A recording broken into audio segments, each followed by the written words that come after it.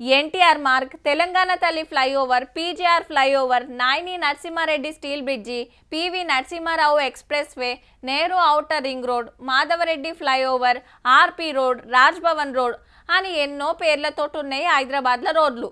ఇప్పుడు గీ ముచ్చట దేనికంటే ట్రంప్ రోడ్ ఎక్కి ఓ పర్లంగ్ దూరం సీదా వస్తేవంటే మా ఆఫీసే తమ్మి. కాకా నేను రతన్ టాటా రాస్తా ఎక్కిన ఆల్రెడీ, నువ్వు కూడా వచ్చాయి మళ్ళా. గూగుల్ స్ట్రీట్ కాడ రైట్ తీసుకొని జరంత ముంగటి పోతే చాలు విప్రో జంక్షన్ ఉంది గారా, దాని ఎదురుగానే మేము ఉండేది. అబ్బా మైక్రోసాఫ్ట్ రోడ్ దానికి రారా, నిన్ను అడగలుస్తా. అవునా, మన హైదరాబాద్ లా గీ రోడ్లు 7 ఉన్నాయని పరిశాన్ అయితాన్రులే, కానీ 4 వద్దులైతే ఇట్లనే విలుసుకపోతున్నాం. మళ్ళా దునియాల పేరువైన లీడర్లు, బిజినెస్ మ్యాన్లు, గొప్ప గొప్పోళ్ళు, పెద్ద పెద్ద కంపెనీల పేర్లను మన సిటీ రోడ్లకు పెట్టాలని డిసైడ్ చేసింది గవర్నమెంట్. అట్లయితే మంచి మంచి కంపెనీలు మన కాడికొస్తాయి. మన పట్నం పతారా ఇంకింత పెరుగుతుందనే ఆపొచ్చనా. హగో గందుకే అమెరికా దేశం ఆఫీస్ ఉండే రోడ్డుకు ఆ దేశం అధ్యక్షుడు డొనాల్డ్ ట్రంప్ ఎవెన్యూ అని పెడతాన్రు.